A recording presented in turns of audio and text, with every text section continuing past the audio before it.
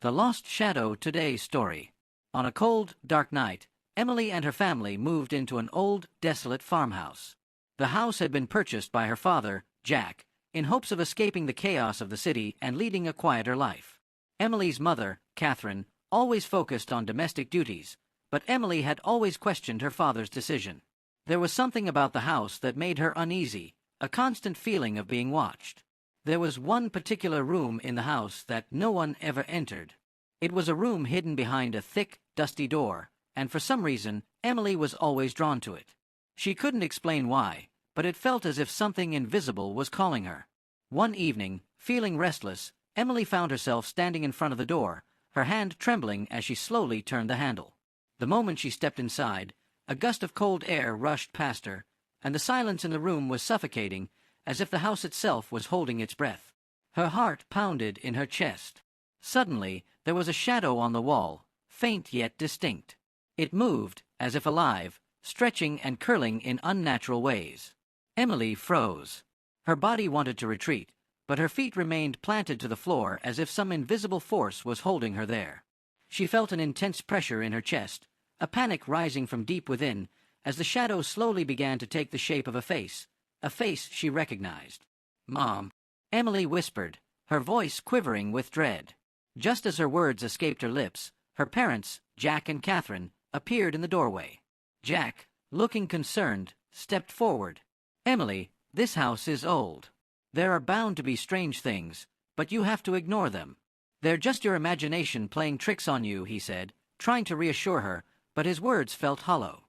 Catherine nodded, trying to mask her own unease. "It's all in your mind, Emily." But deep down, Emily knew this wasn't just in her head. Something dark lingered in this house. Something real. That night, as Emily lay in bed, she was woken by a soft, sorrowful voice. The voice sounded far away, yet so close. "Help me," it cried, "help me." The words pierced her heart, and a chill swept over her body. She tried to ignore it, but the voice grew louder, more desperate. She climbed out of bed, unable to resist the pull, her heart racing with fear and curiosity. As she walked down the dark hallway, she felt the presence of something behind her, something watching her every step. At the end of the hall, Emily saw it, an unsettling dark shadow, moving towards her. Her breath caught in her throat. This shadow, it wasn't just any ghost. It was something much worse. It had the face of her mother, Catherine, but it was distorted, twisted in pain. Her mother's eyes, once filled with love, were now hollow, empty. The shadow stretched out toward her, the air thick with malice. Emily's mind raced. "No, no, no," she whispered, her pulse pounding in her ears. Her body froze in terror. She wanted to scream, to run, but the shadow was already too close. "Mom," she cried out in desperation, but the shadow only laughed, a low, guttural laugh that sent shivers down her spine. Suddenly, her father, Jack, appeared from behind her, but something was off about him too. His face was pale, his eyes wide in fear. "Emily," he whispered hoarsely, "it's too late. The house, it's consuming us." Before Emily could react, Jack collapsed to the ground, his body convulsing as if something was tearing him apart from the inside. The shadow in front of her grew larger, engulfing the room in darkness, and Emily could hear her father's broken sobs. "Please," Emily cried, tears streaming down her face. "We need to leave. We need to get out." But the house wouldn't let them. As if the walls themselves had come alive, the doors slammed shut, trapping them inside. The air grew colder, and the presence of the shadow grew stronger. Emily could feel the darkness wrapping around her like chains, pulling her deeper into despair. The next morning, when the sun barely broke through the mist, Emily found her mother, Catherine, standing in the living room. But there was something wrong. Her mother's eyes were lifeless, her face expressionless.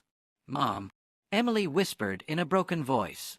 Her mother turned slowly, and for a brief moment, Emily saw the same twisted shadow in her eyes. "Leave," her mother's voice came out as a raspy whisper. "Leave now, before it's too late." Emily's heart shattered as she understood the truth. This house wasn't just haunted by spirits. It was feeding on the pain, the fear, the regret of its inhabitants. And now, it had consumed her family. With trembling hands, Emily grabbed her mother's lifeless hand, pulling her toward the door. But before she could escape, The shadow enveloped her completely. Her scream echoed through the house, but it was swallowed by the darkness. The house remained silent after that, as if it had claimed another victim. Emily's voice, her pain, and her sorrow all faded into nothingness, becoming just another lost shadow. And the house stood, waiting for its next victim. In this version of the story, the emotions of fear, desperation, and loss are intensified, as the shadow becomes a manifestation of the family's deep-seated pain and unresolved trauma. The horror isn't just supernatural, it's emotional, consuming not only the physical bodies but also the spirits of the characters. If you enjoyed this story, please subscribe to Night Howl for more chilling tales like this. Don't forget to like this video and share it with your friends, so these hidden secrets and sorrowful stories reach the world.